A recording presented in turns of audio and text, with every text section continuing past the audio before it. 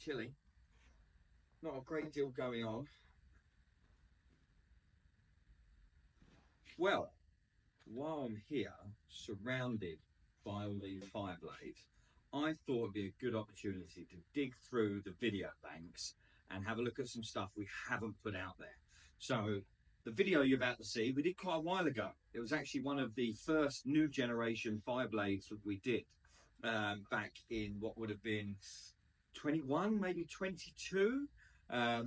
So although we've got a shop full now, we've been looking at these blades for quite a few years. It just seems now with the resurgence of the 24 blade that, you know, things just change. They're just game changers, to be fair. I think these machines are fantastic. But anyway, let's get on, take a look at us working on that previous year blade, but obviously this same generation, but without the split throttle, slightly different engine, that kind of thing. So, you know, as usual, like and subscribe to the channel. It helps us get a greater audience to let you guys know what we're doing here at our Wii Performance Shop.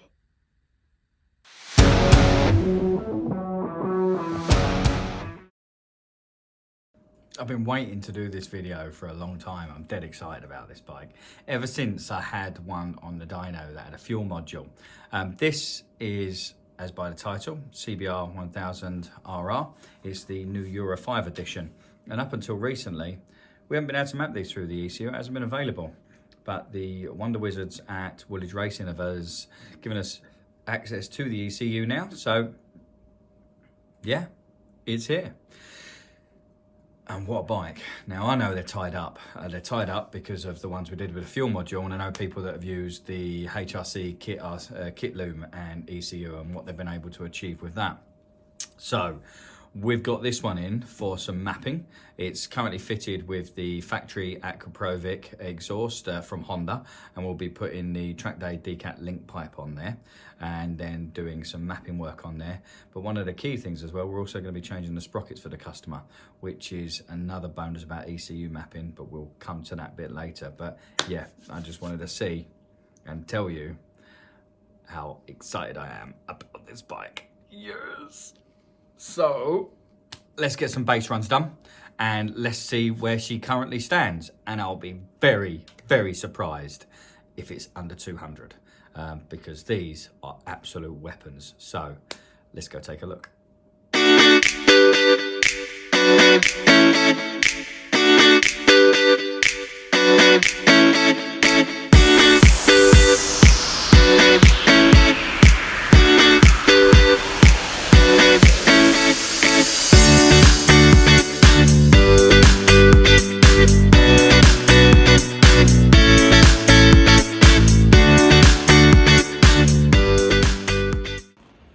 While the install's going on, as you can see, this is the bit that we're going to be fitting to this bike. It's the same as the normal link pipe, but with this added canister. You can't see that, but that's got perf tube on the inside and obviously sound deadening material in here. This is Akraovic's track day link pipe. Fantastic bit of kit in terms of helping keep the noise down for UK track days. Let's finish getting it on.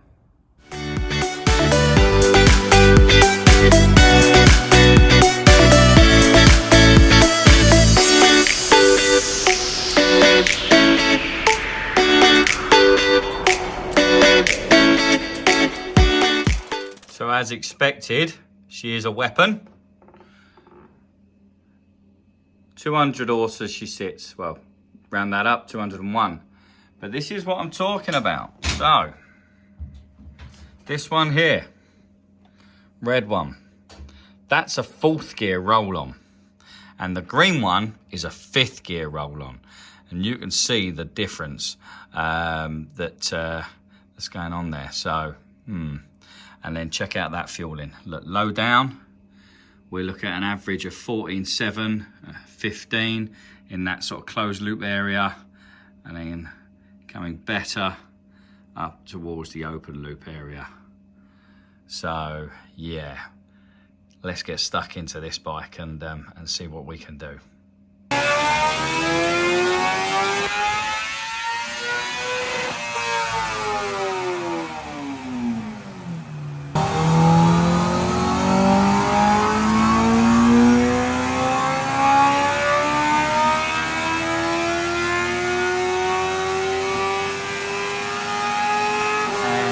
Got the Akraovic fitted, as you saw in the time lapse there, and we've started doing some base runs to do some fuel logging. We've done a number of sensor deletes and a few other little settings, but really now we're just going to see where the fueling's at, and already we're seeing a massive difference. So it's behind me, let's have a look. There we go, we've got the fuel data from this logging session going in the bike. Originally, we were looking at the red line. That was our 4th gear roll on, and this line here is our new 4th gear roll on. So we've gone from 200 to 206 immediately. What else have we noted? Yeah, fuel, awful. Absolutely awful, especially in that closed loop area. Worse than it was before, so clearly need mapping, and I've seen that in my log traces as well. And then we've also pulled a 5th gear run as well. Now this is probably a bit of a telltale. Excuse me, do apologise. Excuse me again, it's because I'm trying to look at a screen and a computer.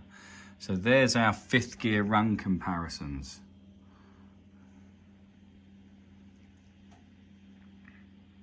You can see the fuel is just as awful. But now, she's revving out. Dose in the mid-range. And this here, I say I've not only done any fuel mapping yet, as you can tell by down here, we've just done some fuel logging. So this Akraovic is clearly doing a good job down there. So I am flashing in some data, as you can see. So next time we see us, we'll have done some more runs. I can't believe I missed this bit out. I've just done a bit to camera, which is probably somewhere else in this video. I've got to tell you one of the sort of the real most important things that you can do with this software. Change the gearing. That might sound odd, but those that own these bikes, they know how long that gearing is to start with. And you can't change the gearing on it because it messes the traction, the blipper, the shifter, all kinds of things up. But the beauty of this Woolich racing is we can just literally tap in what gearing that you're putting onto the bike, and it will automatically calculate it, giving you no issues. And again, that alone has been preventing people from making those sort of changes. So, you know, the gentleman with this Fireblade has come in and he wanted to change the gearing to 1542. No problem, but before you couldn't do that. So again, just another wicked feature that Woolich have integrated into this software that we'll be putting on this bike. So I've been at it now probably about 2-3 hours and having a good look around what's going on.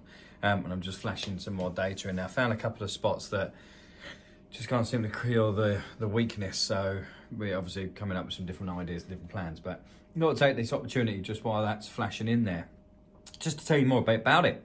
So one of the beauties of us using the Woolich racing software on this standard ECU is saves you about £5 on the kit stuff. That's an incentive. But also it does a lot of the stuff that in the real world most road riders and track dayers need. Possibly, you know, it might not be enough if you want to go to the extreme lengths for racing with traction strategies and things like that, anti-wheelie, all those kind of things, because we don't have access to that. We have a little bit, but not the full works. So really, they've given us what I consider to be the important bits. So we can do torque demand, ETV, ignition.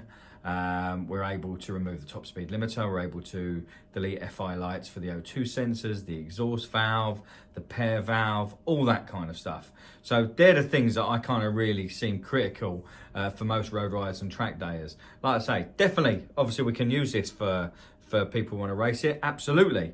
And yeah, at the end of the day, you know, if you're not going to buy the kit yourself, then those features don't matter anyway, because you're not going to be able to take that to the track and adjust it. So from a tuner's point of view, I've got absolutely everything at this stage that I need to be able to turn this bike into a relatively restricted Euro 5 machine, get an exhaust on it, get it tuned and getting it performing like an absolute weapon.